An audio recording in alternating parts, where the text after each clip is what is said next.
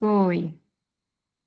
Então, galera, boa noite. Desculpa aí os contratempos, mas eu coloquei essa data aí para que vocês tivessem esse arquivo aí, né, estudassem esse arquivo. A Júlia até saiu da reunião, mas que não se esquecessem dessa data aí, tá? Dia 30/11, que é o exame discursivo de vocês. Por isso que eu fiz questão de colocar essa data aí. Você pode rolar a barra aí, por favor, Lara? Então, a nossa você pode descer um pouquinho, só um pouquinho lá no título, Lara, por favor? Não, lá em cima. Não, lá em cima. Isso aí. Isso aí. E aí eu coloquei essa frase aqui de Pepetela, porque eu achei pertinente pelo que a gente vai estudar hoje. Ele diz o seguinte: eu escrevo em português, mas se o fizesse em francês, seria outra coisa, outra cabeça. E a expressão própria dentro da língua, alguns chamam estilo. Então, quando ele fala sobre a influência, né, da linguagem na cultura, na cultura local. Então, se a gente está falando de Portugal, de Angola, é a mesma língua portuguesa, mas se ele estivesse em outro lugar, né, em outro país, ele teria uma outra cultura, né? Seria outra coisa, seria uma expressão própria dentro da própria língua. Então, o que ele quer dizer é que a influência que a linguagem tem dentro de um país, né, ela sofre influência da cultura local, ela vai modificando também. É o que a gente chama, né, na maioria das vezes, de estilo. E aí o índice, eu coloquei um índice aqui para que vocês pudessem acompanhar um pouquinho. Aquela coisa de praxe mesmo, né, que a gente sempre tem que colocar, a numeração ficou toda tortinha, mas tudo bem, tudo bem. Então, a gente precisa falar um pouquinho sobre o autor, que isso aí a gente precisa, tem alunos novos, né, que não acompanharam as aulas anteriores, e precisa saber um pouquinho sobre Pepetela. Aspectos da produção literária do autor. O que ele faz, né? Quais são as críticas que ele aborda nos romances dele? Um resuminho da obra, porque muitos aí, né, eu espero que poucos, ainda não terminaram de ler o livro, então a gente também faz um resuminho aí dessa obra. Polifonia narrativa. A gente precisa também falar da narrativa desse romance, porque ali a gente tem várias vozes, né? Em primeira pessoa, terceira pessoa, então sempre tem uma voz diferente ali. Ora é de um personagem, ora outro, então a gente tem uma polifonia, né? São várias vozes aí, vários personagens se colocando, né? Colocando a sua narrativa. Os próprios personagens, quem são? Questões discursivas. Nas questões discursivas, eu elenquei aqui tudo que a gente vai tratar aí nas questões. Então, a primeira aí, 6.1, a gente vai falar um pouquinho de colocação pronominal e formas nominais do verbo. Oi, Andressa, tudo bem? No 6.2, conjugação do verbo com o pronome oblíquo átono. Então, a gente tem a conjugação do verbo, quando que a gente utiliza a conjugação desse verbo, faz a conjugação desse verbo, utilizando aí um pronome oblíquo átono. Né? Qual seria, então, a função desse pronome?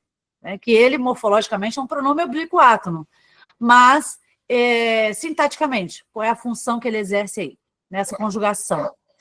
6.3, tem uma questãozinha ali de formação de palavra. Então, vocês vão ver ali uma questãozinha e dá para vocês, né, relembrarem aí as formações de palavras, prefixal, sufixal, parasintética, assim vai. 6.4, a gente vai falar de coesão e coerência dentro de um texto, dentro de uma oração, dentro de um período, né? Opa, legal. Bom, e aí no 6.5, orações subordinadas. Então, a gente vai falar especificamente de uma oração subordinada que está ali nessa questão. 6.6, a gente vai falar de coesão referencial, né? 6.7, a gente vai falar da coesão sequencial. O que é uma coesão sequencial? O que é uma coesão referencial? 6.8, a gente já vai tratar um pouquinho da regência verbal. Pode subir um pouquinho, Lara, por favor? Por gentileza? E aí depois a gente vai falar, se eu não me engano, pulou rapidinho, mas eu acho que é coesão referencial esofórica, tá? Regência verbal, antes, E 6.9 a gente vai voltar a falar sobre a coesão referencial, só que dessa vez no estilo esofórico, tá? Eu vou falar um pouquinho de cada para que vocês possam acompanhar. Beleza. Olá, Pedro. Então, gente, um pouquinho sobre o autor, é aquilo que vocês já conhecem, mas a gente precisa passar por isso, tá? O nome de Pepetela é Arthur Carlos Maurício Pestana, é um escritor angolano, nasceu em 29 de outubro lá de 1941, na cidade de Benguela, em África. Aos 15, ele já iniciava seu projeto político, né? Seu engajamento político. Formado em Sociologia pela Universidade da Argélia, foi militante do Movimento Popular de Libertação de Angola. Foi um guerrilheiro, né? E em fins de 1969 entrou para a luta armada de Angola. Foi diretor também do Departamento de Educação e Cultura, professor de Sociologia na Universidade de Luanda, e em 73 ele começou a sua carreira como escritor, com esse romance aí, que foi o primeiro romance dele, Nigunga, né? Que é incrível também. Bom, e o Fim do Mundo, o Quase Fim do Mundo, ele vai escrever só bem depois, né, em 2008. Pode passar para mim, Lara, por favor? Agora a gente vai falar um pouquinho sobre os aspectos da produção literária. Vocês já viram, durante toda a leitura, que ele ali aborda, né, além de uma crítica ferrenha à sociedade, né, sociedade Luanda, e, consequentemente, né, da África, e ele vai também criticar, porque assim como aqui também a gente tem essa desigualdade social, então ele vai criticar isso também, vai colocar ali nos personagens coletivos. O Pepetela, ele gosta muito de trabalhar em todos os seus romances personagens coletivos, como se fossem grupos, né? Ele nunca coloca um personagem, um protagonista, né? Um personagem principal ali. Sempre vai ser um coletivo. São pessoas ali convivendo, né? Denúncia das elites corruptas. Então, ele vai também falar dessa corrupção na elite, né? na classe abastada, na classe dominante. E vai falar também dos conflitos de classe, né? Então, esses estratos que a gente tem aí das classes, ele também vai criticar, denunciar. Pode subir para mim, Lara, por favor? Aí a gente tem agora um pouquinho... Opa! Eu acho que agora... eu não consigo passar. É só você mesmo, Lara. Ficou no meio do caminho aqui entre uma folha e outra. Você pode subir mais um pouquinho? Para mim não está aparecendo. Ah, ok. E aí o resumo da obra, como vocês já devem saber, ou pelo menos boa parte aí já da leitura, vocês já sabem que né, eles sobrevivem a um colapso global, misterioso, ou que a gente chamaria de hecatombe, e que vai volatizar toda a humanidade, né? Toda, entre aspas, né? Porque a gente, ali, vocês vão perceber que isso, vão surgindo ali um ou outro, até que forme ali um grupinho ali de 10 pessoas, né? Um pequeno grupo de sobreviventes desperta em Calpe, uma região ao norte da África. Com a oportunidade de reconstruir a sociedade, eles tentam organizar uma nova ordem civilizatória. Eles vão criando ali suas próprias regras, né, de sobrevivência. No entanto, surgem conflitos por disputa de poder, preconceitos, exclusões, né? Vocês vão perceber ali que, né, um se coloca mais do que o outro, exclui o outro daquele grupinho, talvez por uma questão social ou por uma questão de cor mesmo, né? Ou de escolaridade, fanatismo religioso, e a gente tem uma personagem ali, né, fanática, e desigualdades sociais. Você pode subir, Lara, por favor? Vai ter que me acompanhar a aula inteira, Lara. Que maravilha. Bem, polifonia narrativa. Como eu falei para vocês, Pepetela, ele trabalha vários personagens, né, ali nesse romance, cada um se colocando volta e meia.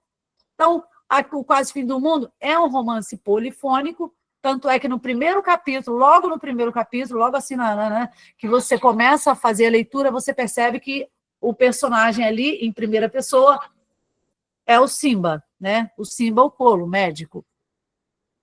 Já no segundo capítulo, o narrador se mostra em terceira pessoa, né? E ele vai resumindo os acontecimentos que é lá do capítulo 1. Então, ele vai fazendo lá um resuminho de tudo que foi dito no capítulo 1. Já no terceiro capítulo, o narrador surge novamente em primeira pessoa, e é a Geni, né? Então, já não é mais o Simba, agora é a Geni que entra lá no terceiro capítulo, e assim vai. E todos os capítulos, vocês vão percebendo que vai sendo destinado a cada um dos personagens. Depois vai a Jude, né? Depois vai ser um momento em que o personagem, em primeira pessoa, vai ser a Iris, depois vai ter um outro momento que vai ser o Kiboro, e assim vai. Pode passar para mim, Lara, por gentileza? O 5. 5.5, o ponto 5 aqui são os personagens, que a gente tem ali os principais, evidentemente que eu não coloquei todos, né? Tá aqui embaixo, ó, outros personagens. Então, a gente tem o Simba, que é o narrador inicial, é o médico africano que busca repovoar. Então, ele vai criando ali maneiras, né, formas de conduzir esse grupo e tentar repovoar a terra, né, de Calpe. Dona Geni é uma antagonista religiosa radical que se opõe aos demais sobreviventes, ou seja, ela não se dá bem com ninguém porque ela é extremamente... Ela é uma extremista, né? E extremamente religiosa. Então, ela não aceita o comportamento, principalmente das meninas e tal. Tem a Iris, né, que é uma personagem que chega depois, é uma historiadora que se recusa a ser apenas uma reprodutora. Ela vai deixar isso bem claro. Mas a gente vai ver lá no final que a coisa muda também, né? Não é bem assim. É uma fala invalidada lá no final. O Nicunda, que é o menino, né? O sobrinho do Colo, do Simba o Colo, que vai ser encontrado um pouco depois. E aí depois a gente tem outros personagens, evidentemente, que é a Jude, né? Essa menina de 16 anos e tal, o Chiari, o Julius, o Rie, que é a Janet, o Joseph Kiboro, o pescador, o Jean, e cada um com as suas próprias perspectivas e experiências. Então, vocês vão percebendo ali as peripécias, né, o desenrolar desse romance por meio desses personagens que estão ali convivendo. Você pode passar para mim, Lara, por gentileza? Então, agora a gente chegou nas questões discursivas. Na questão discursiva, eu coloquei esse textinho aqui, porque aqui eu retirei assim, algumas questões bastante interessantes, que diz assim: para deixar o tempo passar pela dor de Joseph com seu efeito cicatrizante, Simba deu-me a primeira lição. Explicou como pôr o carro a trabalhar, ensinou como meter as mudanças e as cautelas necessárias para o automóvel não saltar, como de Kiboro no estande. Tentei 3 vezes e finalmente consegui pôr a máquina a andar. Sentia um fiozinho, né? Acho que é um friozinho. Eu que, na hora de digitar, eu coloquei fiozinho, mas não, acho que é fiozinho mesmo. Sentia um fiozinho agradável de medo na barriga. Depois vocês conferem lá, eu coloquei a página e o capítulo. O jipe ia mais ou menos à direito e também não haveria perigo nenhum, se não fosse, porque era um terreno sem elevações e de capim rasteiro, onde sulcos faziam de estrada. Consegui dar uma volta ao fundo do terreno plano e regressar ao ponto de partida, com Simba a dar-me palmadinhas de encorajamento no joelho. Estava mesmo vaidosa por ter conseguido guiar o carro. Tão eufórica que uma ideia louca se apoderou de mim e nem respirei fundo para refletir sobre ela antes de agir. Reconheço, fui mesmo muito atrevida. Parei de repente o carro, segurei a mão dele que tinha estado assente sobre o meu joelho e fila avançar pelo interior das minhas coxas. Então, esse trechinho está lá no capítulo 5, na página 96. E aí, gente, a questão 1, que eu quero que vocês reflitam, né, eu vou até abrir o chat aqui para ver o que vocês vão conversar sobre isso, que diz assim: na passagem, consima a dar-me palmadinhas de encorajamento no joelho, a posição do pronome se faz consoante uma regra da colocação. Qual é a regra, né? Que regra é essa? E como ficaria esta mesma frase caso fosse posta em uma outra forma nominal? Deixa eu abrir aqui o chat. Opa, a Dudinha já falou aqui. Próclise? Sim. Então, Duda, você falou próclise, né? Ela não está em próclise, né? A Giovana falou ênclise. Sim, Giovana, está na sua forma enclítica, né? Dar-me. Agora, por que ela está nessa forma enclítica? Por que ela está na sua forma enclítica? Dudinha e Gabriel, a próclise é quando você coloca o pronome oblíquo antes do verbo. E aqui, nesse caso, a próclise, né, qual é o pronome oblíquo? A próclise não, o pronome oblíquo está depois do verbo, né? Então, é uma ênclise, como a Giovana Lopes falou.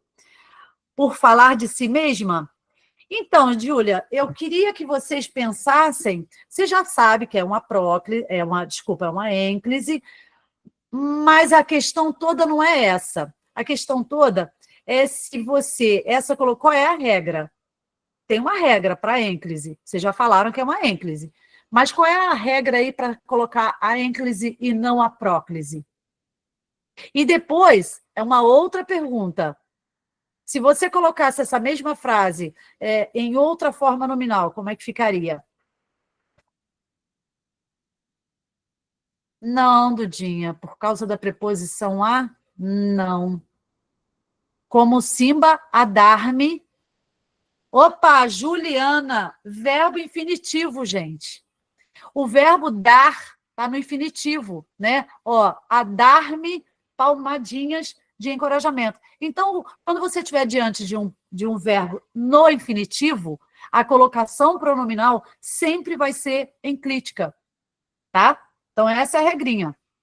Isso aí, verbo no infinitivo não flexionado, porque o infinitivo nada mais é do que isso, né? É um verbo na sua forma impessoal, na sua forma não conjugado, né?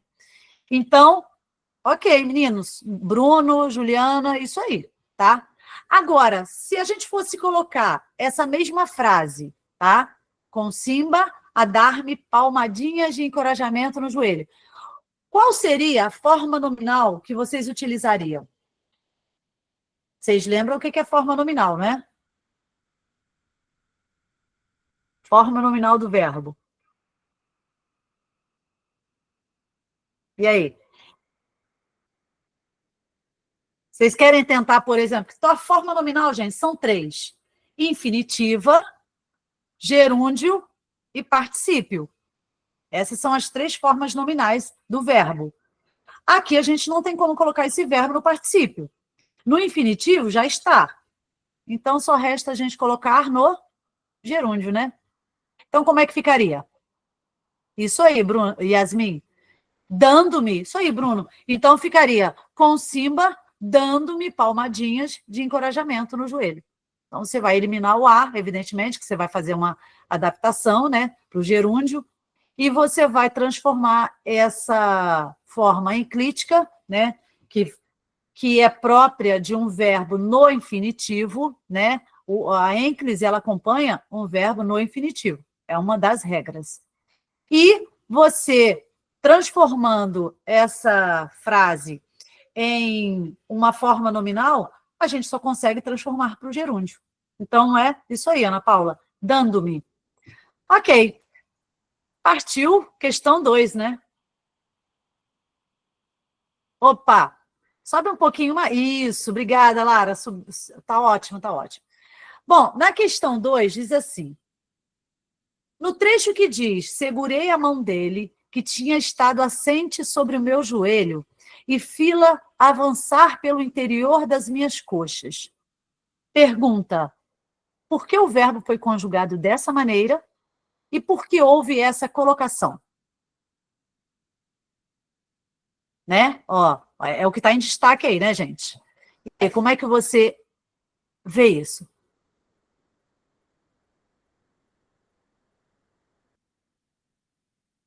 Nada, gente. Qual é o verbo aí?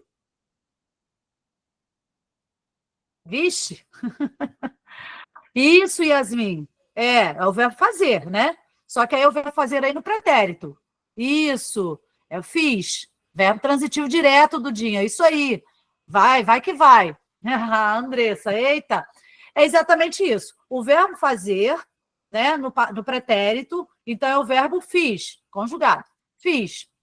Bem, como a Dudinha falou, o verbo fazer, ele é um verbo transitivo direto. Quem faz, faz algo. Então, se ele é um verbo transitivo direto, começo de uma oração? Não. Vamos lá, eu vou explicar para vocês essa regrinha. Quando você tem um verbo, tá? Esse verbo, ele é transitivo direto. E você vai utilizar esse verbo junto com um pronome oblíquo, tá? Junto com o pronome oblíquo, que no caso seria... Qual seria o pronome oblíquo que eu utilizaria junto com um verbo transitivo direto? Que é o caso de fiz. O, a, os, as, lo, lá, los, las, no, na, nos, nas. Só que, isso aí, Juliana, só que quando você tem um verbo, né, terminado com z, que é o caso de fazer, né, fiz, você vai colocar o L junto com o A. Então, não dá para ser fia, é fila.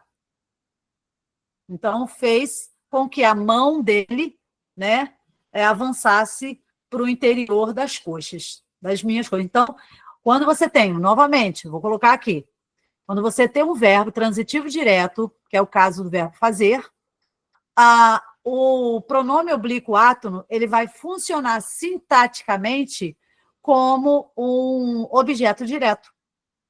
Esse objeto direto, né, que é próprio de um verbo transitivo direto, quando o verbo termina com Z, e aí vocês tem um outro também, tem outra consoante, que eu não vou falar agora, que também é o mesmo caso. E então, esse verbo, quando termina com Z, esse A, você acrescenta um L. E aí é fila, ou filo. Exatamente, para evitar, fiz lá, para evitar cacofonia. É mais ou menos isso mesmo, Bruno. Porque aqui você tem um verbo, né, um verbo transitivo direto, o pronome oblíquo átono, que seria o ou o a, né? No caso aqui é o a, fila. Ele vai funcionar sintaticamente como objeto direto, e aí ele vem acompanhado de um L. São os verbos que terminam com Z, e tem um outro aí que eu não vou falar agora, porque tem uma outra questãozinha aí parecida, então eu não vou falar agora, tá? Os pronomes oblíquos em espanhol, na sua última aula? Pois é. Então, gente, ó, prestem bem atenção. Pronomes oblíquos átonos, quando acompanham verbos transitivos direto, eles exercem função sintática de objeto direto. Então, como alguém colocou ali, acho que foi a Yasmin ou a Júlia, não sei, quais são os objetos diretos de um verbo transitivo direto?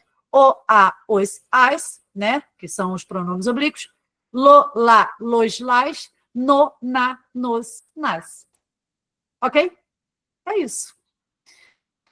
Ah, tá, desculpa, perdão, um pouco mais devagar, por favor, quero anotar isso. Então, vai lá, anota aí. Mar, qual o seu nome? Mar, é isso mesmo? Mar, né?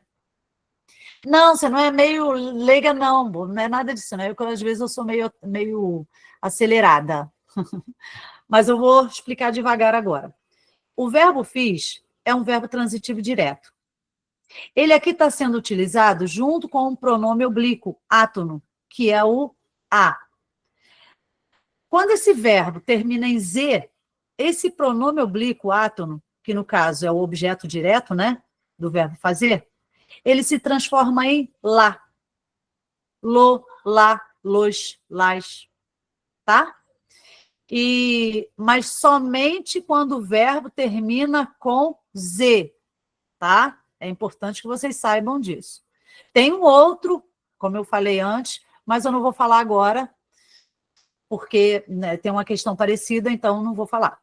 Mas quando o verbo termina com Z, e esse verbo é um verbo transitivo direto, o pronome oblíquo átono, né, que exerce função sintática de objeto direto, ele se transforma em lá, lo, lá, los, lás, e não o, a, os, as. Até porque, para fins de pronúncia, como o Bruno, se eu não me engano, colocou ali. Tá, gente?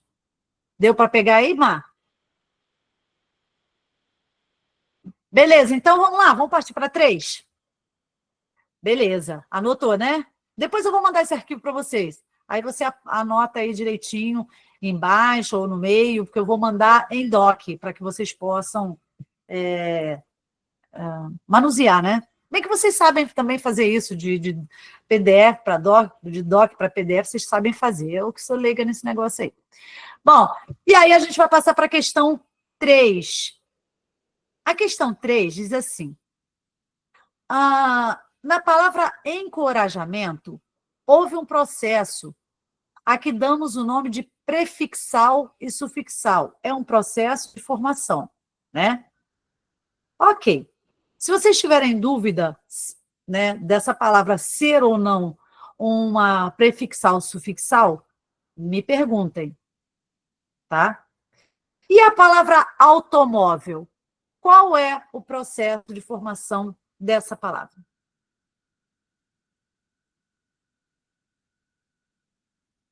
Composição, justaposição, Yasmin? Não. Pior que não, hein? Não. Do Yasmin também não. Prefixal, não. Prefixal prefixal, Duda? Não. Veja bem. A palavra encorajamento, a gente tem uma prefixal sufixal, tá? Ah, mas por que aglutinação, Andressa? Vocês estão passando longe, hein? Gente, vamos lá. Opa, não é a junção de dois radicais?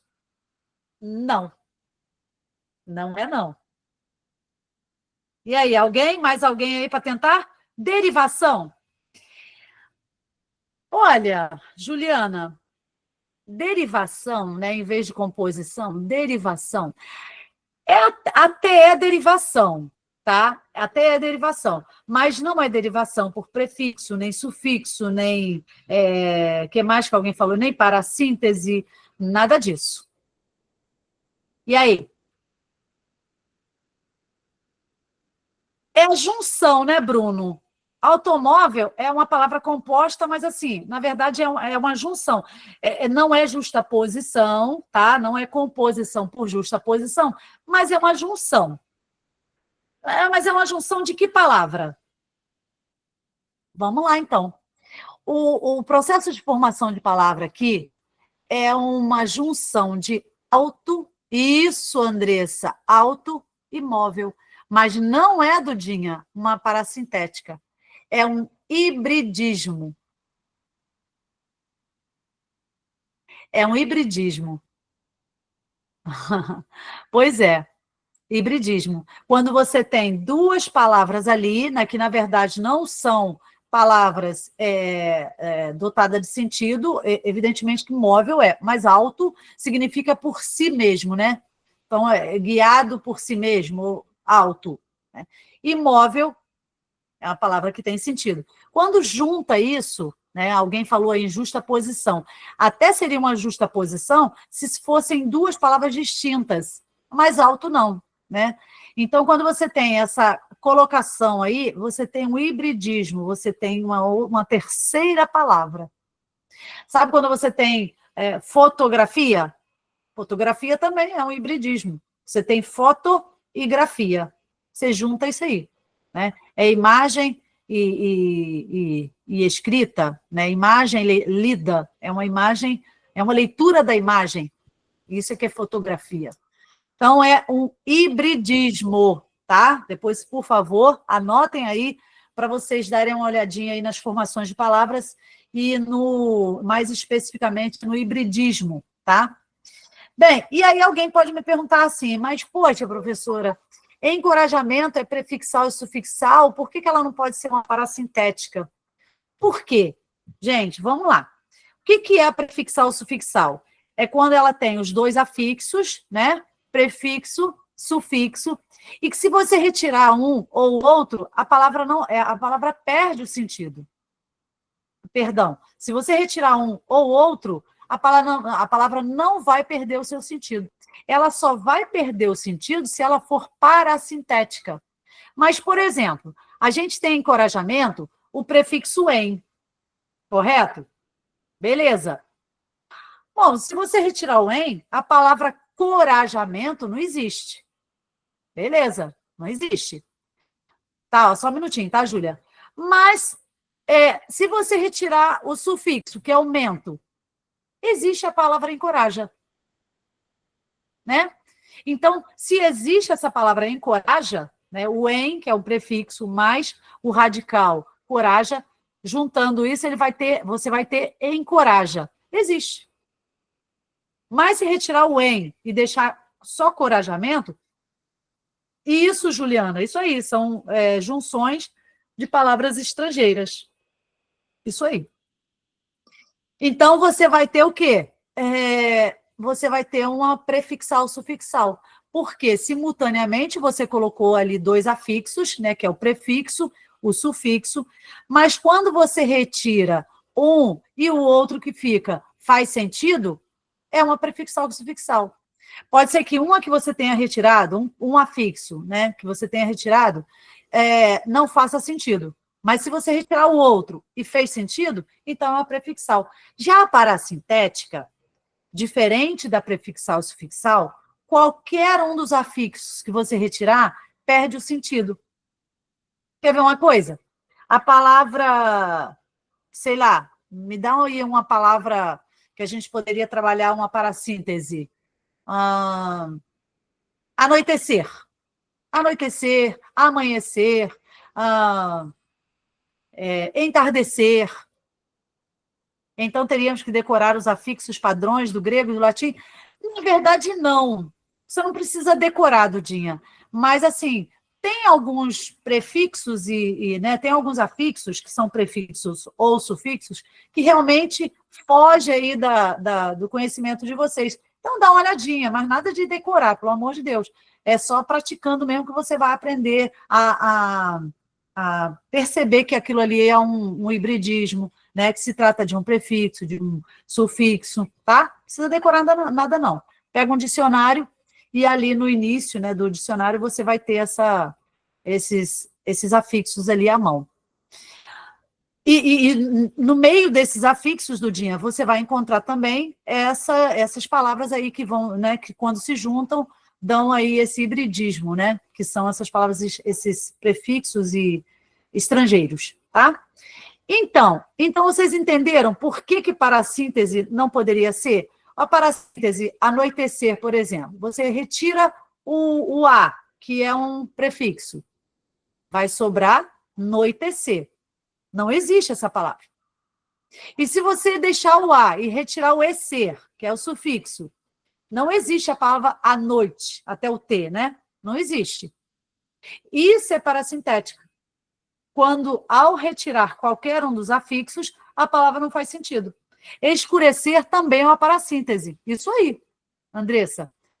Isso aí também é. Por quê? Você retirando qualquer um dos afixos, você tem... Não, escurecer não, Andressa, porque escurecer vem de escuro. Escuridão. Então, você só tem um sufixo, que é o ecer. Entendeu, Andressa? O ex aí, né, faz parte da palavra primitiva. Vem de escuro, né, vem de escuridão. Você só tem aí um sufixo, que é o ecer. Bom, e aí, gente, isso aí. Então, a palavra encorajamento, por isso que ela é o processo de composição aí, né, de derivação, é prefixal e sufixal, e não uma parasintética. Porque muitos podem levantar essa questão, poxa, eu acho que é parasintética. Não, não é por conta disso. Porque se você retirar o mento, encorajamento, realmente a palavra que sobra, ela faz sentido, que é encoraja. Se você retirar o em, corajamento já não existe. Então, se um dos afixos você retira e o outro permanece e mantém o sentido da palavra, então aí você tem uma prefixal, sufixal. Tá aí a dica para vocês darem uma olhadinha em formação de palavras e, mais especificamente, em hibridismo, tá? E como a Dudinha falou, não sei se foi a Dudinha ou a Júlia, é exatamente isso. O hibridismo é a junção de termos estrangeiros, né? Bom, galera, você pode passar para mim, Lara, por gentileza? E aí a gente tem um textinho agora.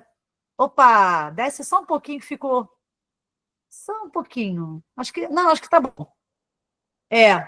Tá ótimo agora. Oi, Juliana, pode falar. Juliana e. Eu já perguntei no chat e você já respondeu, professora. Ah, tá. Quando que acontece uma aglutinação? Isso, a aglutinação, quem está perguntando é o Tigres. Então, eu já te respondi, né, Juliana? Beleza. Agora, quando que acontece uma aglutinação? É quando você tem duas palavras, aí você quer formar uma terceira palavra, só que essa terceira palavra, ela depende, né, foneticamente dessa junção. Então, ela vai sofrer ali uma perda fonética para que você obtenha uma terceira palavra. Então, por exemplo, petróleo. Petróleo é uma aglutinação. A palavra petróleo é uma aglutinação. Qual é a aglutinação sofrida aí? Pedra e óleo. Aí, Moisés, é petróleo. Houve perda fonética, né? Para que você obtivesse a palavra petróleo, né, com T, foi necessário que as duas palavras, pedra, óleo, se aglutinassem, né, se misturassem, e houvesse perda fonética. E colocasse aí um T no lugar do D, para que ocorresse aí uma aglutinação. Uma palavra muito comum também, e isso é isso aí. Agora, uma outra palavra muito comum também, Tigres, por exemplo, girassol. Girassol, na verdade, não é aglutinação, né? É uma composição. Por mais que as pessoas tentem, mas girassol é gira e sol. Mas aí você acrescenta um S. Sim, você acrescenta S somente para fins de pronúncia, som, né? Senão viraria girasol. Isso aí, não tem perda fonética. Exatamente. Por isso que é uma composição por justa posição. Agora, petróleo é uma aglutinação, porque houve mudança fonética, né? Ou você perde, ou você modifica, mas houve mudança no som, né? Então, você modificou aí para adaptar. A Planalto, por exemplo, Planalto é outro exemplo de aglutinação. Você tem plano, alto. Então, houve necessidade da retirada de um A para você ter uma terceira palavra. Não houve perda fonética, mas houve aglutinação. É isso. Então, vamos lá. Beleza. Fui buscar mais alimentos. Para dizer a verdade, Nicunda deu cabo de todo o farnel, planeado para 5 pessoas, sobraram só refrigerantes e cerveja. Dividimos as garrafas por nós, bebemos e partimos para a cidade. A vantagem da situação, pensei eu, é que nunca havia ninguém para enterrar, pois isso teria dado um trabalho dos diabos. Fazer funeral de tanta gente, desculpa, teria dado um trabalho dos diabos fazer funeral de tanta gente. Embora fosse a verdade pura, reconheço que se tratava de uma ideia muito estúpida e absolutamente a despropósito. Mas foi a única coisa que me pude lembrar vendo aquela grande aldeia vazia. Ainda bem que guardei a lembrança só para mim, senão ia ter muita vergonha de expressar tanto egoísmo. Nicunda veio conosco no jipe entre o tio e eu, todos no banco da frente. O miúdo não queria separar-se mais de Simba, única pessoa conhecida que lhe restava. Tinha que estar mesmo contrito. Era, de fato, uma falha imperdoável, sobretudo atendendo à nossa cultura, que colocava a família à frente de tudo. Está lá no capítulo 5, na página 99. E aqui, gente, eu coloquei tem uma letrinha muito pequenininha ali, que eu não consigo ler, mas eu vou tentar. A coerência e a coesão são fundamentais. Obrigada, Lara. São fundamentais para a construção de textos bem estruturados e claros. A coerência diz respeito à lógica e à harmonia das ideias, enquanto a coesão está relacionada aos mecanismos linguísticos que conectam as partes do texto. Ok, está aí o enunciadozinho, só para vocês terem a noção do que está sendo pedido, né? A gente está falando de coesão e coerência. Coesão é o sentido, é a lógica, né, das ideias, são as ideias ali que você coloca, e a coesão é quando você tem mecanismos ali que vão ligar, né, e vão conectar partes do texto, tá? Isso aí é coesão, é coerência e coesão. Então, na questão 4, a pergunta que se faz é o seguinte: na passagem, embora fosse a verdade pura, reconheço que se tratava de uma ideia muito estúpida e absolutamente a despropósito. Qual o recurso coesivo que permitiu conectar os períodos? E depois, e como pode ser classificado?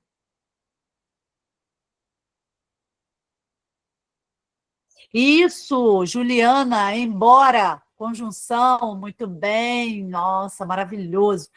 Agora, isso aí, o elemento coesivo aqui é embora. E como é que a gente pode classificar? Na verdade, Yasmin, embora a gente poderia considerar como conectivo que tem uma classificação um pouco diferente.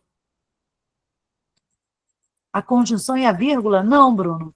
Na verdade, a gente tem aqui um conectivo, né, que é embora, como a Giovana já encontrou.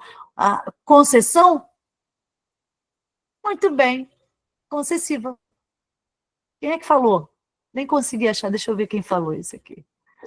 Foi a Juliana. Juliana, muito bem. Concessiva. Por quê? Há aqui uma oposição, né? Ele diz, embora fosse verdade pura, reconheço que se tratava de uma ideia muito estúpida. Então, a ideia aqui, gente, com esse elemento coesivo, é se opor ao que você disse anteriormente. Então, aqui você tem uma concessiva, né? Vai dar a ideia de concessão. Isso aí, como a Juliana bem colocou.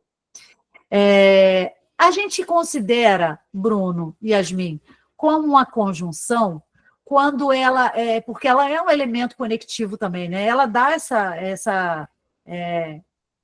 ele faz essa conexão entre um texto e outro, entre uma oração e outra, entre um período e outro, mas quando você tem quando você quer analisar a circunstância daquela palavra, daquela expressão, aí modifica. Aí ela já se torna um adverbial. Pois é uma adverbial concessiva.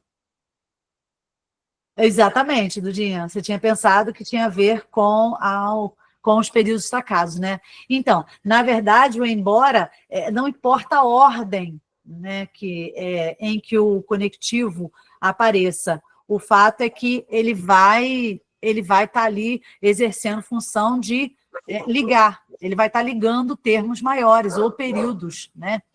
Eu poderia dizer, por exemplo, reconheço que se tratava de uma ideia muito estúpida e absolutamente a despropósito, embora fosse a verdade pura. Então, a ordem aí não vai modificar o sentido do período, tá?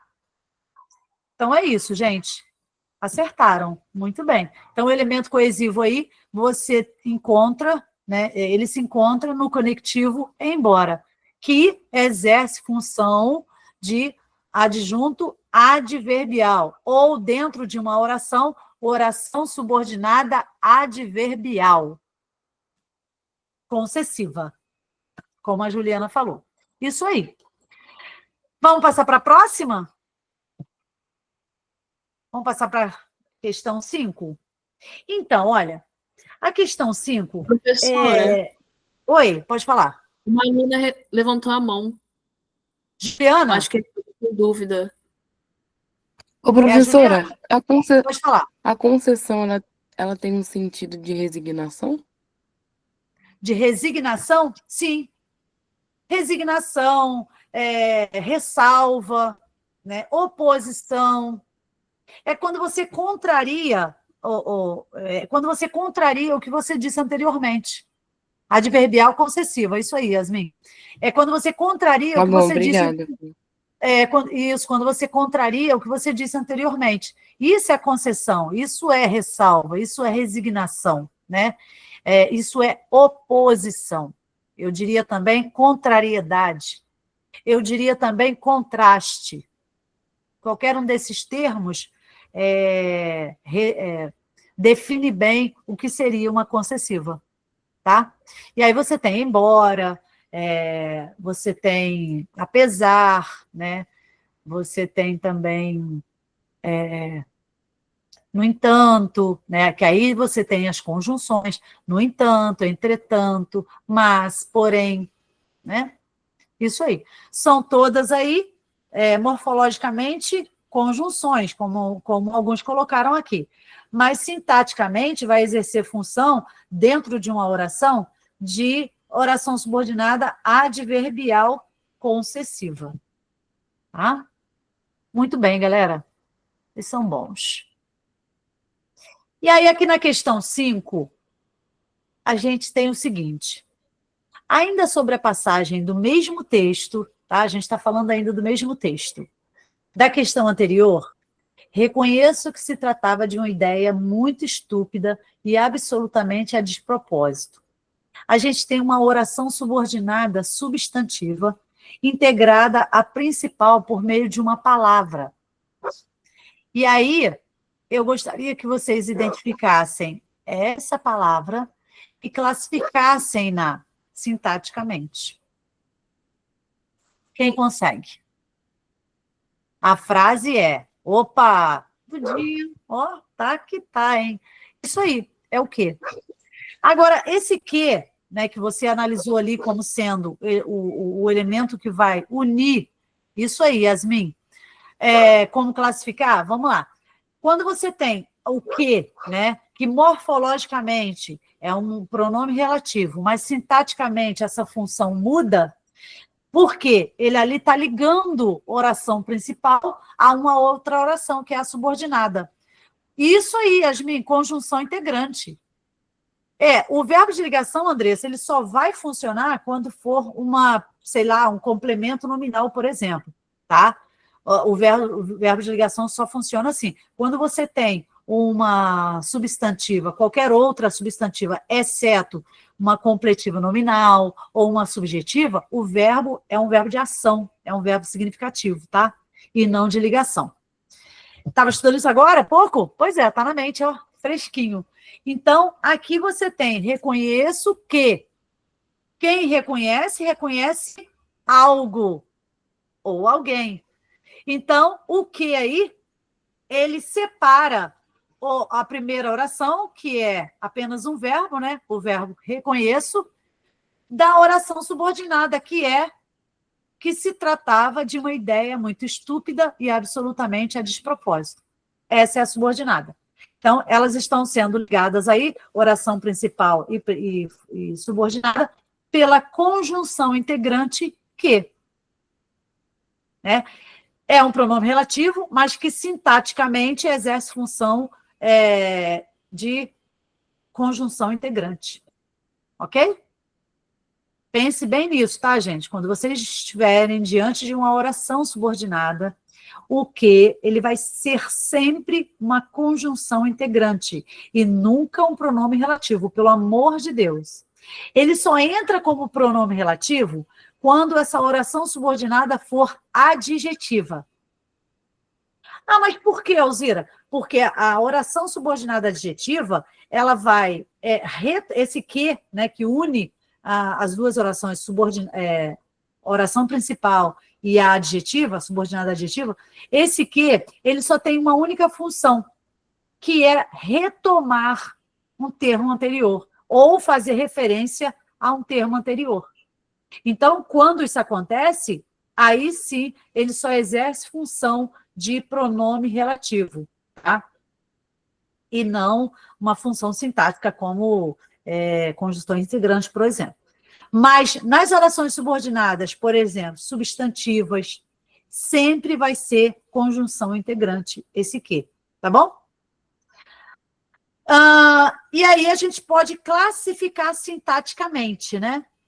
Bem, aí eu estou falando classificar a palavra ou a oração. Vamos classificar os dois. A palavra vocês já conseguiram classificar. É uma conjunção integrante, esse que, né? Que vai unir essas duas orações. Mas e a oração? Qual é a classificação dessa oração? Quem vai tentar aí? Olha, a oração principal é reconheço. Objetiva direta? Muito bem. Porque quem reconhece, Dudinha, reconhece algo ou alguém. Reconhecer é um verbo transitivo direto, é um VTD. Então, automaticamente, a subordinada vai ser substantiva ou objetiva direta, Bruno. Muito bem. É isso, galera. É isso, é vocês reconhecerem partes das orações, né? E aí, cada uma tem a sua função. O que, dentro de uma subordinada substantiva, é uma conjunção integrante, né? Essa oração completa, né? Oração principal e subordinada, se classifica como? É uma subjetiva? É uma completiva nominal? É uma objetiva direta? É uma objetiva indireta? É uma predicativa? É uma apositiva, né? Que são 6. Ok. Aí você vai olhar o quê? O verbo. E aí, Andressa, entra essa questão que você falou aí. Quando for um verbo significativo, ou seja, verbos de ação, aí você só tem algumas ali, não são todas. Aí você tem a objetiva direta, que é o caso aqui do número 5. Né? Você tem a objetiva indireta, que vai exigir preposição. Você tem a... que mais?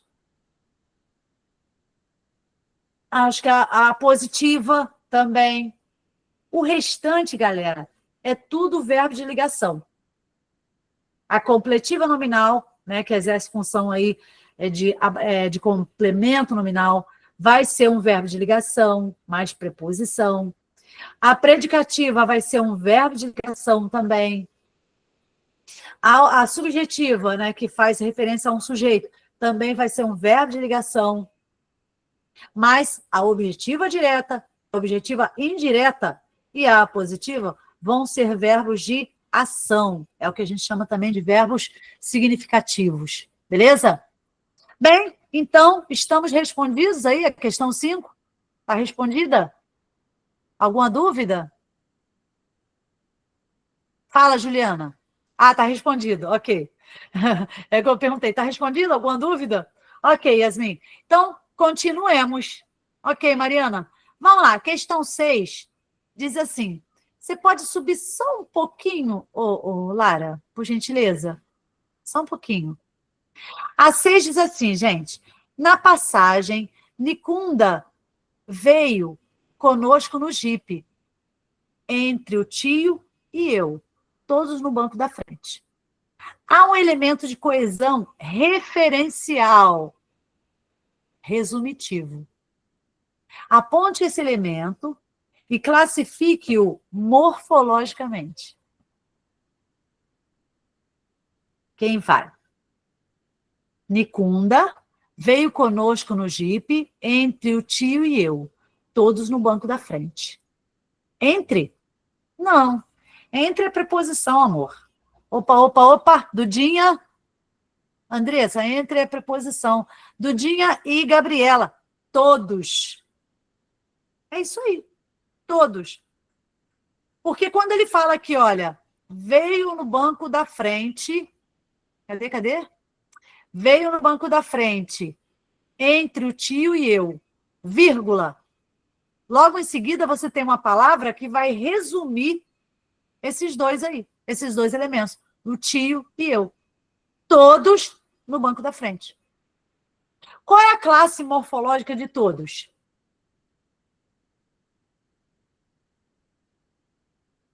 Quem sabe a classe morfológica da palavra todos? Pronome definido, isso aí. Todos, qualquer, nenhum, algum, né? Isso tudo são pronomes indefinidos. E aqui ele está, na verdade, resumindo, por isso que eu coloquei aqui, é uma coesão referencial resumitiva, porque ele está resumindo os dois elementos anteriores, a vírgula, né? Bom, sintaticamente, é um pronome relativo, morfologicamente, né? Ok, beleza. Mas se eu fosse analisar sob um outro viés, é isso, Anne, esse todos aí é um pronome indefinido. Mas vamos lá, a pergunta agora, né, que eu quero saber, só para constar, só para ver se vocês estão antenados mesmo. É um pronome indefinido. Todos, nenhum, algum, qualquer, enfim. Beleza. Agora, eu coloquei que é um elemento de coesão referencial resumitivo, porque ele resume os outros dois elementos, que é o tio e eu, todos no banco da frente. Agora, quando eu faço esse resumo, se eu tivesse colocado se eu estivesse analisando sintaticamente essa oração, sintaticamente, porque a gente está fazendo uma análise morfológica, tanto é que nós achamos o pronome indefinido todos. Se a gente fosse fazer uma análise sintática, qual seria a função desse termo aí?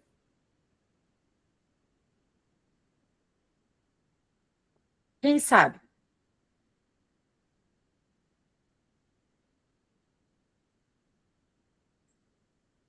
A gente pode fazer uma análise morfossintática, na verdade, né? Sintática não, porque ele vai ter sempre uma... Complemento, Bruno? Não. Não. Opa! Juliana falou. O óbvio, olha que gente, que maravilha. Vai ser um adjunto adnominal. É uma dica para vocês aí. Deem uma estudada em adjunto adnominal. Mas antes de vocês... né, eu só vou dar uma repassada aí. Adjunto adnominal, tudo que vocês têm como função sintática de adjunto adnominal são 5. Morfologicamente, que exerce função sintática de adjunto adnominal. Vamos lá.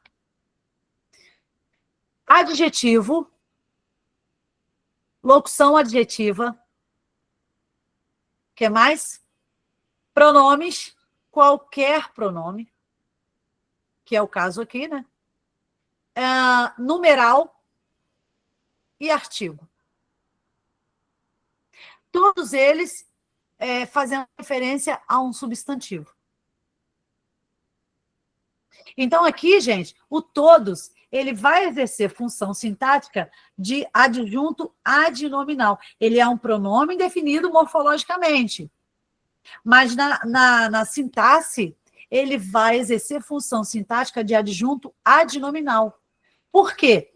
O adjunto adnominal, ele faz referência, os adjuntos adnominais, eles fazem referência a um substantivo, né, dentro da frase. E esses adjuntos, eles pertencem a essas 5 classes de palavras. Pode ser um artigo definido, indefinido, né, o, a, os, as, né, umas. Pode ser numeral, 1, 2, 3, 4, 5, 6, numeral cardinal, numeral ordinal, primeiro, segundo, terceiro. Pode ser um adjetivo, pode ser também uma locução adjetiva, né? O que é uma locução adjetiva? É quando você tem 2 palavras que você traduz em apenas um adjetivo. Então, por exemplo, sei lá, o que a gente pode ter aí como locução adjetiva? Luz do sol. Luz do sol é uma locução adjetiva, do sol, né? Porque está caracterizando luz, que é um substantivo. Se você fosse trocar por uma palavra apenas, você trocaria por qual palavra? Luz solar. Isso é uma locução adjetiva, né? Do sol. E o outro, o que é que eu falei? Eu esqueci? Pronomes.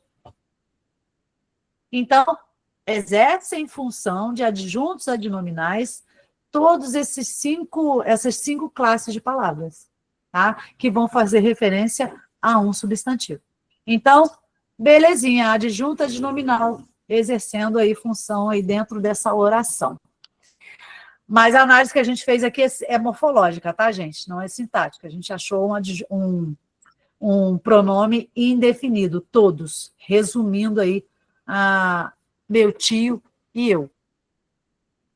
Bom, aí vamos passar para 7? A 7 não, é a 7 que a gente vai fazer? Não é a 7, não é a 7. Não é a 7 sim, gente. É a 7, isso aí, é a 7, perdão. A 7 diz assim, olha, ainda sobre o texto acima, a passagem tinha que estar mesmo contrito. Contrito é isso, é a 7, Andressa. Contrito significa arrependido, né? Quando a pessoa está entristecida, pesarosa, enfim.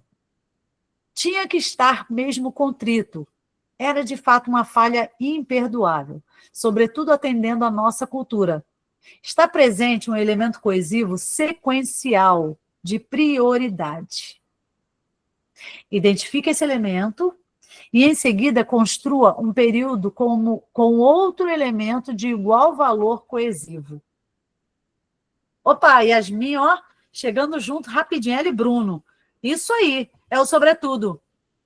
Bora, Andressa. Agora, esse sobretudo, como é que eu agora posso construir? Agora eu quero que vocês construam uma outra oração com outro elemento, né, que tem esse mesmo valor de prioridade, que é o caso de sobretudo, mas que tem o mesmo elemento, né? Que tem o mesmo sentido. Qual seria? Vocês fazem aí, ó, a priori, vocês fazem aí na redação de vocês. A priori, o que mais? Dudinha já falou a priori. Quem arrisca outro? Principalmente, boa. Principalmente. Primeiramente, boa, show. É isso aí. Né? Isso aí. Maravilha. Então, gente, são elementos coesivos, né, de prioridade, que vão dar essa ideia aí de prioridade. Muito bom mesmo. Vocês estão ótimos. Agora a gente vai passar para 8, hein? 8. Na passagem, mas foi a única coisa de que me pude lembrar, vendo aquela grande aldeia vazia. Nesse caso aqui, a gente tem um caso de regência verbal que deve ser observado e explicitado. Que regência é essa?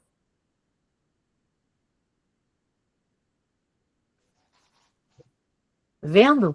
Pude? Não, regência verbal, gente.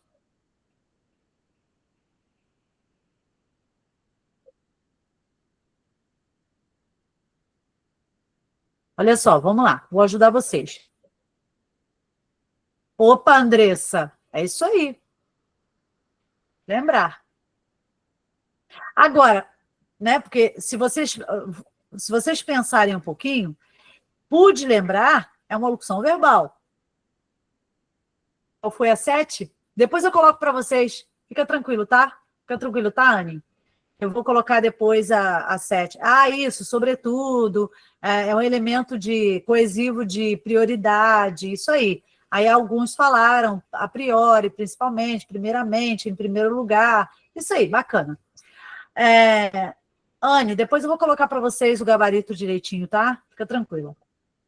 Agora, a pergunta é o seguinte, a Andressa falou que é lembrar. Ok, Andressa, certinho. Por quê? O verbo aqui é uma locução. Pude lembrar. Pude é o verbo auxiliar e lembrar é o verbo principal. Beleza? Ok. Agora, ele exige uma regência. Ou não? Esse verbo, pude lembrar. Vamos falar só o lembrar. Né? Que o pude é um auxiliar. Qual é a regência desse verbo, galera? Isso aí, é o D. Gente, não dá nem tempo de vocês pensarem que a Dudinha vai lá e responde. Isso aí. É o D. Pois é. Poxa, Dudinha, qual é? Então, gente, é o D. Por quê? Quem lembra, lembra de algo ou de alguém. Então, o verbo lembrar, ele exige o auxílio da preposição. Ele vai exigir sempre a presença da preposição. Aí você fala assim, ué, professora, mas o verbo lembrar também não pode ser um VTD? Pode, claro que pode. Ele é, por excelência, um verbo bitransitivo. Entendeu? O verbo lembrar, ele é bitransitivo. Eu posso lembrar que esqueci o arroz no fogo, mas eu posso lembrar de alguém, de falar com alguém, né?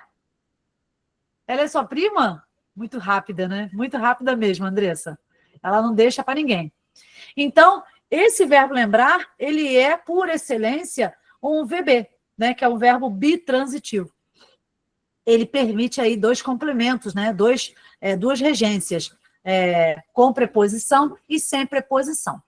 Porém, a pergunta que eu queria fazer é a seguinte. Quer perguntar, Juliana, antes? Ô, professor, eu não consigo enxergar ele não tendo preposição. Pois é. Mas existe. Existe. Olha só, vou explicar para você como é que a gente utiliza agora esse verbo lembrar com preposição e sem preposição. Quer ver uma coisa?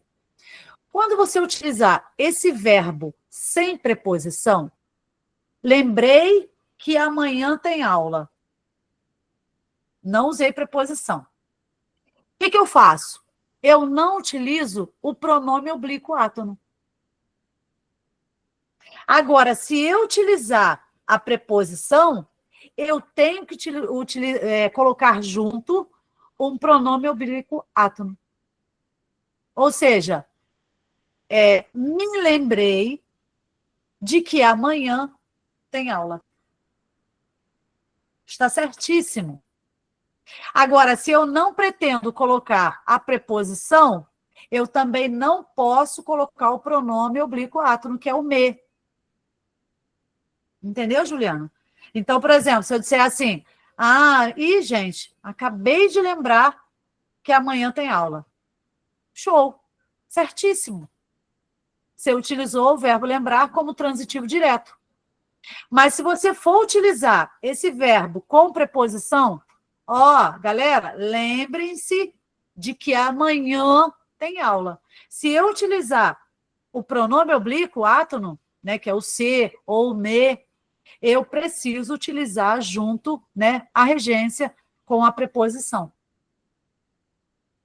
Entendeu? Então, ou você utiliza lembre-se de que, ou você utiliza lembre que.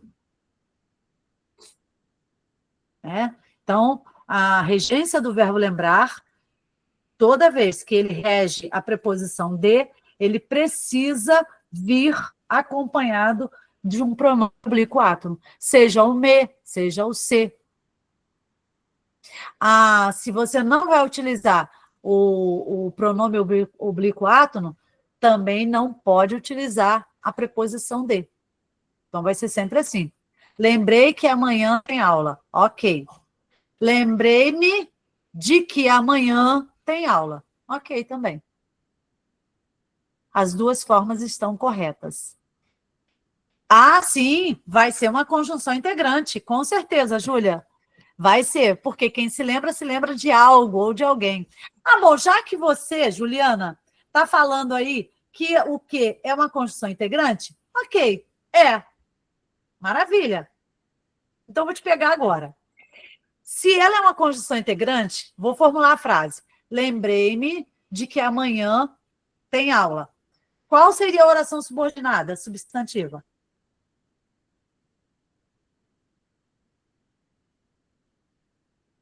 Não, o verbo lembrar, se eu Não, Rudinha. Se eu estou utilizando a preposição de, o verbo não é transitivo direto. Não. Ó, lembrei-me de que amanhã tem aula. Indireta. Isso aí, Juliana. Indireta. Por quê? O verbo lembrar, ele é transitivo direto e indireto. Ele é um bitransitivo. Então, se eu estou utilizando uma preposição junto a esse verbo, evidentemente que eu vou colocar um pronome oblíquo átono, mas independente de eu colocar um pronome oblíquo átono, eu quero saber se essa oração é uma subordinada objetiva direta ou indireta. Indireta. Né? Porque você tem a presença da preposição ali. Mas se você não colocar a preposição, você também não pode colocar o pronome oblíquo átono, que é o se ou o me. E aí sim vai ser uma objetiva direta.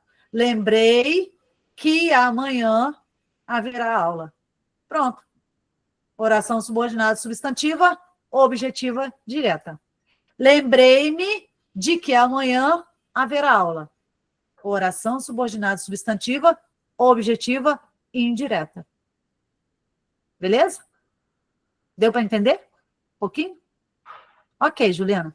Gente, quem não estiver entendendo, ou tiver com alguma outra questão que já passou e quiser voltar, perguntar, no finalzinho aqui, quando a gente chegar lá na 10, volta e pode perguntar, tá? Eu volto lá na questão, eu peço ajuda a Lara aqui, e a gente volta na questão que vocês estejam talvez em dúvida e a gente discute novamente, tá bom?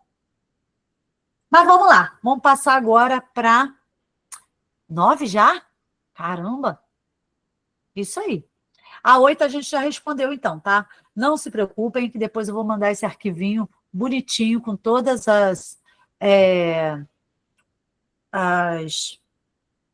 o gabarito para vocês. Só que aí eu vou formular a pergunta direitinho, tá, gente? Eu não vou entregar o gabarito assim de hoje, por exemplo. Não. Por quê? Eu que formulo o gabarito. Então, eu vou formular bonitinho, como deve ser, e vou enviar aí para vocês encaixarem nas perguntas, tá? Bom, e aí a gente passa agora para a questão 9, que diz assim: os gorilas já se tinham habituado à sua presença não ameaçadora e ignoravam-na majestosamente. Está lá no capítulo 6, página 105. Isso, né, da versão... como é que é? Essa versão aqui. Deixa eu pegar aqui, rapidinho. 2008, né? Capulana. Então, vocês vão encontrar esse trechinho lá na página 105. Se vocês tiverem outra editora, aí, obviamente, que vai mudar também, né? Então, questão 9 diz o seguinte: no trecho acima citado, o pronome oblíquo átono na acompanha o verbo ignorar. Quem pode explicar isso?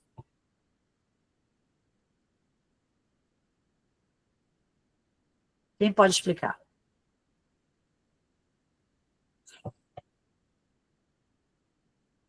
Que isso, Juliana? Como não sabe? Você soube responder a outra. Opa, Bruno, porque na frase há a presença de crase, junção de a, preposição, artigo feminino, e o pronome oblíquo átono faz referência ao artigo? Não, pior que não. Pior que não, Bruno. Seria perfeito, né? Mas não é o caso. Vamos pensar nesse verbo. O verbo ignorar. Ele é VTD ou VTI?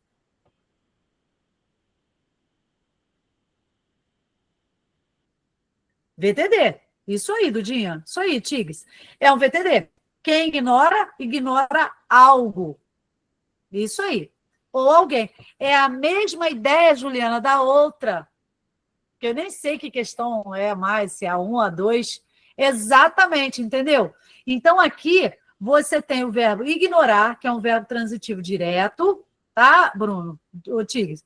Aí, quando você utiliza esse verbo com o pronome oblíquo, átono, esse pronome oblíquo, átono, ele exerce função sintática de objeto direto, tá? É o que a gente chamaria de objeto direto preposicionado, né? Bem, objeto direto, beleza. Mas esse verbo é transitivo direto, por isso o objeto vai ser direto. Mas quando o verbo terminar a forma verbal, tá? A forma verbal, tanto da outra questão, que era o verbo fiz, né? Terminando com Z, e verbos terminados com M, a gente acrescenta uma letra. No caso do Z, a gente vai acrescentar o L. No caso do M, a gente vai acrescentar o N. Entendeu? Então, ignoravam na fila, né? Que é fez com que ela. Né? Você não pode dizer fez ela. Então, é um objeto direto preposicionado. Por isso que você utiliza dessa maneira. Mas ele vem acrescentado, ele vem acrescido da consoante L. E no caso do verbo ignorar, como aqui está no plural, né? Ignoravam. Então, ele termina com M. O que você vai fazer com esse A, que é o objeto direto? Acrescentar um N. Porque não existe ignoravam A, né? Porque esse objeto direto aí precisa de, em termos de pronúncia, ele precisa de um acréscimo aí. E o acréscimo é de um N. Então, ignoravam na fila ver isso, aquilo, aquilo outro, como é o caso de uma questão aí em cima que a gente viu. Tá, gente? Então, mataram aí a charada. Muito bem. Bom, e aí agora a gente vai passar para a última questão, que até de alguma forma é interpretativa. Então, vamos ver como é que vocês vão sair nessa aí. A questão 10. Lara, você podia subir só um pouquinho para a questão 10, por gentileza? Opa, obrigada. Ai, subiu muito. Isso. Ai, tá ótimo, tá ótimo. A questão 10, gente, diz assim: mas numa visita de um tempo morto a um jardim zoológico na área da Baía de São Francisco, deu de caras com um gorila sentado no seu canto, triste como uma máscara de Veneza. Isso aí provavelmente é a fala da Janet, é uma narrativa da Janet, né? Porque ela que era a cientista, né? Pesquisadora. Então, o termo que está em destaque é um recurso. O elemento coesivo é referencial esofórico. Que tipo textual é esse? E aí eu vou explicar para vocês, ou eu quero saber se vocês sabem o que é um elemento coesivo referencial esofórico. Quem sabe? Não? Então, vamos lá. Sobe um pouquinho para mim, Lara, por gentileza, que eu vou explicar para eles o que seriam esses elementos de coesão referencial, sequencial, isso. Então, galera, eu coloquei aqui embaixo da questão 10 os elementos coesivos, né? Eles são divididos em duas partes: coesão sequencial e coesão referencial, tá? Bem, nessa coesão sequencial, são aquelas conjunções, como muitos de vocês citaram, são aqueles adjuntos adverbiais, são aqueles conectivos que vão ligar termos maiores. E isso como se fosse um eixo. Ah, tá. Exo significa para fora, é isso aí, Gabriela. Mas assim, como se fosse ali, né, eu peguei a ideia do eixo, mas é exatamente isso. Esse conectivo ele serve como um eixo para ligar os termos maiores, tá? Conectar. E isso é coesão sequencial, tá? Serve para ligar e dar sequência as ideias e partes do texto mostrando relações de sentido entre elas. Ok, beleza. Depois eu vou, então, falar um pouquinho sobre hipônimo e hiperônimo. Agora, a coesão referencial, essa sim, você faz referência a um termo, ou que já foi dito, ou que ainda será dito, ou um termo que foi omitido, ou um termo que está fora do texto, mas que você infere. Mas vamos lá. A gente tem aqui, como referencial, serve para retomar ou antecipar elementos do texto, evitando, assim, repetições desnecessárias, tá?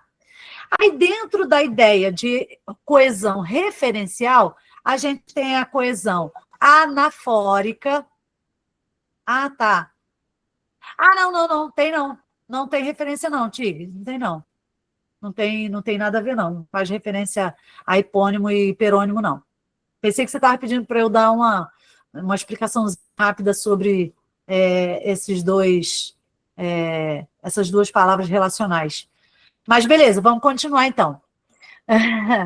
Então, dentro da ideia de coesão referencial, né, que são esses elementos aí que retomam para evitar repetições desnecessárias e tal, a gente tem a coesão anafórica. O que é uma coesão anafórica? São termos que já foram mencionados. Isso é anáfora. Tem até uma figura de linguagem chamada anáfora, né? Então, o elemento coesivo anafórico é a mesma coisa. É quando você tem um elemento ali que já foi mencionado. O elemento coesivo referencial catafórico é exatamente o oposto. É um elemento que ainda vai ser dito, tá? Antecipa algo que ainda será mencionado. O elemento coesivo elítico é quando se omite um termo que pode ser recuperado pelo contexto, ou seja, pela inferência, né? Então, o termo foi omitido, não está explícito, mas você consegue inferir ali pelo próprio contexto. Isso é uma referência, é uma coesão referencial elítica. E, por último, vocês têm a coesão referencial esofórica, que é o que, se eu não me engano, alguém falou ali, é o que está fora do texto. É quando você faz uma inferência, é quando você, lembrei disso aqui, lembrei de outra coisa que encaixa bem nessa ideia aqui, da coesão referencial esofórica. Então, como alguém falou aí, é algo que vem de fora, tá, gente? Algo que vem de fora. É um recurso que você lança a mão, um recurso linguístico que você lança a mão para entender outro texto, tá? E aí, é tipo uma metáfora, Bruno? Não. É algo que... Não é tipo metáfora, não. Você vai entender agora o que seria esse recurso linguístico. Lara, você pode voltar só um pouquinho? No caso do texto, não é, Bruno. Então, lá a pergunta, obrigada, amor, diz assim, olha, a expressão em destaque. Primeiramente, eu queria que vocês me falassem qual é a semântica dessa frase que está em destaque. Depois a gente vai partir para esse recurso linguístico, tá, Bruno? Que aí vocês vão entender do que eu estou falando. Qual seria a ideia aqui, gente?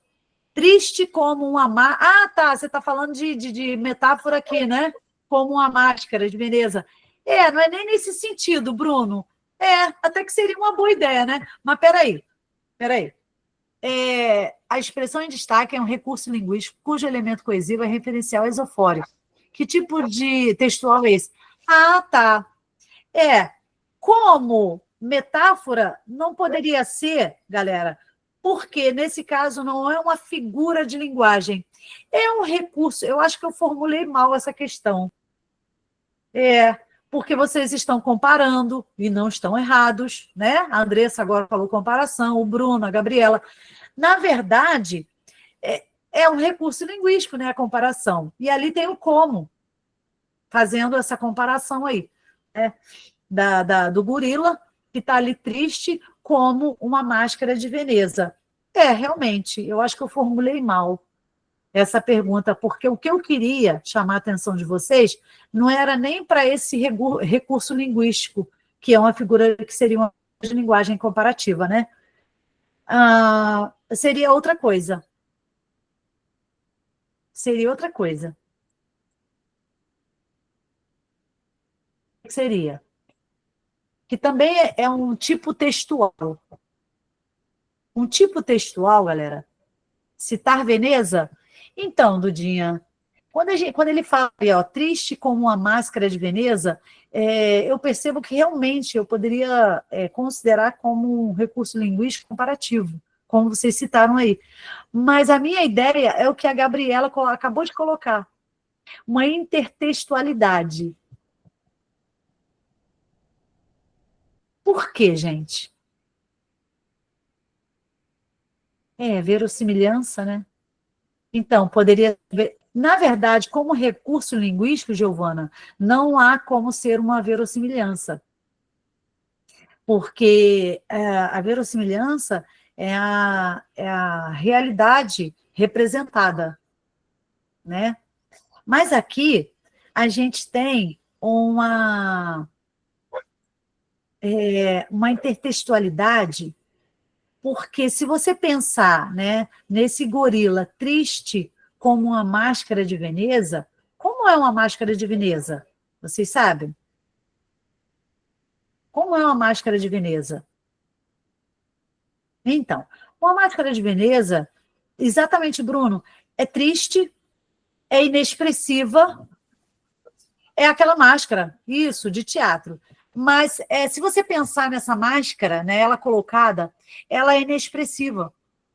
Ela não mostra ali a expressão de quem está por dentro, né? Quem está para o lado de dentro. Então, assim, ela é exatamente, Yasmin. Então, quando você compara, né, a expressão do gorila triste como a máscara de Veneza, você faz uma intertextualidade, porque a máscara de Veneza ela é conhecida como, né, é uma expressão que as pessoas costumam dizer, quando a pessoa coloca uma máscara, quando a pessoa tem uma expressão como se fosse uma máscara, triste, mas sem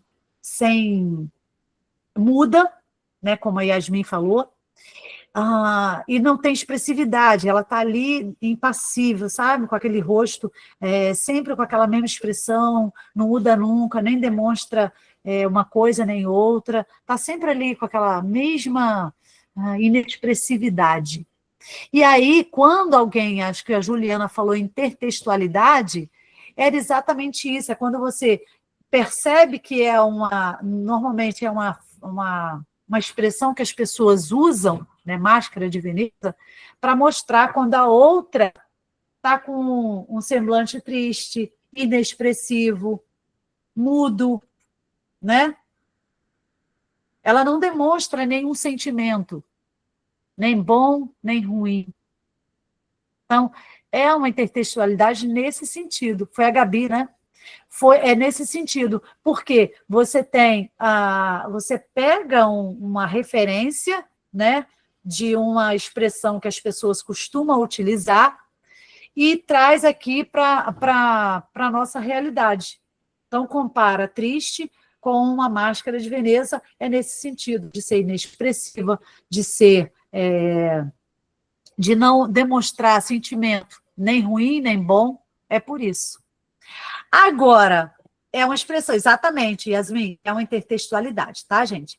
Agora, quando eu falei para vocês que eu formulei mal essa questão aí, essa questão 10, é porque vocês falaram da figura de linguagem, que é um recurso linguístico comparativo.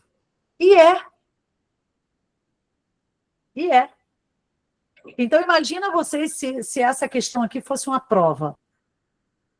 Quem colocasse que é o recurso linguístico, aí é uma comparação, estaria certo. E quem colocasse que é um tipo textual, intertextualidade, como a Yasmin falou, a Gabriela tal, também estava certo. Então, eu acho que essa questão aí ficou um pouco a desejar. Eu acho que eu formulei mal. Eu poderia ter sido um pouco mais específica, ou para um tipo textual, ou para falar sobre uma figura de linguagem, né? Porque deu essa dualidade aí, essa possibilidade de colocar os dois. Dudinha, mas não daria para colocar os dois, porque a banca da UERJ, ela é específica. Ela não pede os dois, a não ser que ela estivesse mesmo pedindo os dois. Mas aqui, Dudinha, não dá para colocar os dois, tem que ser um só. Então, nesse ponto aí, formulei mal, porque daria essas duas possibilidades. Então, vocês me perdoem, tá? Se essa questão fosse de banca, né, da UERJ, porque fui eu que formulei, eu possibilitei essas duas interpretações, quando, na verdade, deveria ser uma só. Então, se eu fosse mais específico, eu colocaria o seguinte: a figura de linguagem é um recurso linguístico adotado em expressões quando se quer inferir algo e deixando explícito através de um elemento. Aí você poderia dizer, opa, é uma figura de linguagem comparativa. É uma comparação. Pois é, mas não dá para colocar os dois. Agora, se eu quisesse, como eu queria, né, colocar o tipo textual, aí sim, não teria como você dizer, é uma figura de linguagem comparativa. Não. Mas eu especifiquei mal, Juliana. Eu coloquei que é uma expressão, é um recurso linguístico, figura de linguagem é um recurso linguístico, cujo elemento coesivo é referencial esofórico. Talvez a ideia de eu ter colocado a questão referencial esofórica daria para vocês entenderem e pensarem na intertextualidade. Porque a figura de linguagem, você não vai buscar fora do texto algo para complementar, para inferir, para explicar. Mas a intertextualidade, sim. É verdade, Juliana. Verdade. Me senti melhor agora. Percebe? Se fosse não, acho que seria uma pegadinha e tanto. Pois é. Então, quando você tem ali, elemento coesivo, referencial, esofórico, é algo que vem de fora. Você busca uma informação lá de Professora, fora. Oi, amor. eu tive uma professora que ela falou pra gente que toda vez que a UERJ perguntar de um recurso linguístico, ela explica. Então, tipo, tem que prestar atenção quando ela explica. Exatamente, perfeito. É exatamente isso. Ela especifica muito. Ela é muito concisa, né, nos seus enunciados. É diferente do Enem, que é bem mais amplo, né, bem mais contextualizado. A UERJ não. Então, quando a gente fala de elemento coesivo, seja sequencial, referencial, pode ter certeza que ela vai afunilar isso. Então, você vai responder ou certo ou errado. Mas aqui, inicialmente, eu fiquei nessa dúvida, né? Caramba, eu possibilitei que eles pudessem responder como sendo uma figura de linguagem comparativa. Mas não era essa a ideia. Mas aí, pensando bem, eu coloquei cujo elemento coesivo referencial é esofórico. Ou seja, é um elemento que você busca de fora. É uma inferência, né? Você busca lá fora e traz para dentro do seu texto. Isso significa que só pode ser o quê? Uma intertextualidade. Ai, que bom que eu me senti um pouco melhor agora. Galerinha, então, eu vou mandar para vocês esses arquivos, né? Esse arquivo aqui, aliás, vocês já o têm, mas eu vou colocar agora o gabarito. Só que para eu colocar o gabarito, eu vou formulá-los, porque eu quero colocar direitinho a questão por questão, exatamente como vocês deveriam formular uma resposta, tá? Então, pode ser que eu não consiga fazer isso hoje, mas amanhã eu consigo sentar para formular e pedir a Lara para enviar para vocês, tá bom? Ou eu mesmo coloco lá no grupo, sem problema algum, tá? E aí vocês vão unir aí ao arquivo que vocês receberam, tá bom, galera? E E queria também que vocês dessem uma estudada em regência verbal, né? Porque tem alguns verbos que causam realmente muita dúvida quanto a que regência eu vou utilizar. Será que esse verbo ele exige regência? Ou ele é um verbo transitivo direto? Ou ele é indireto? Qual é o significado desse verbo? Existe na regência alguns verbos que vão mesmo suscitar essas dúvidas na gente. Por exemplo, vocês sabem que o verbo assistir é um verbo que causa mesmo muita dúvida para muitos. Né? Nós temos 4 tipos de verbo, do verbo assistir. Se eu não me engano, na aula passada, na aula anterior, nós falamos sobre isso. E aí, se eu não me engano, foi o Pedro, alguém que discorreu exatamente todos os 4 tipos do verbo, de sentidos do verbo assistir. Então, por exemplo, você tem o verbo assistir se referindo a assistir no sentido de ver, né? E aí ele vai exigir preposição. Você tem o verbo assistir no sentido de ajudar, né? Ajudar, colaborar, socorrer. Nesse caso, ele não vai pedir preposição. Você tem o verbo assistir também. Foi o comando, né, Juliana? Foi.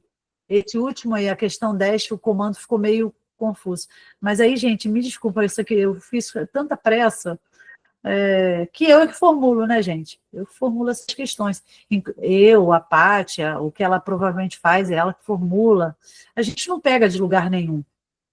Então, eu acho que eu formulei, foi muito rápido e deu essa duplicidade aí de sentido, tá? Me perdoem. Mas o verbo sentir, o verbo assistir, por exemplo, no sentido de morar, né, residir, esse verbo vai exigir preposição, né? Eu assisto em Niterói, eu assisto em Maricá, eu assisto em São Gonçalo, ou seja, eu moro. Gostou, né, Juliana? Pois é. Mas me perdoe que foi bastante às pressas, não tenho vergonha de falar, porque eu trabalhei o dia todo hoje, e aí eu cheguei e ainda faltavam algumas questões, e aí eu falei, caramba, eu tenho que terminar isso aqui, eu tenho que criar mais algumas questões. Só tinham 4 questões. E aí eu precisava fazer pelo menos mais umas 6 aí para fechar 10. E aí essa questão 10 aí ficou meio dúbia, né? Bem, galera, então a gente vai encerrar essa aula agora, e eu vou encerrar com muito agradecimento e pedir 1000 desculpas pelos contratempos do início, né? Eu ainda vou aprender a colocar esse negócio aí. A Lara vai me dar uma aula, vai fazer uma videoaula para mim, e nas próximas aulas a gente vai estar conseguindo dar conta aí dessa dificuldade, tá bom? Muito boa noite a todos vocês, agradeço a presença de cada um, e até a próxima, se Deus quiser. Obrigada a você, Dudinha, obrigada, meninas, obrigada, Andressa.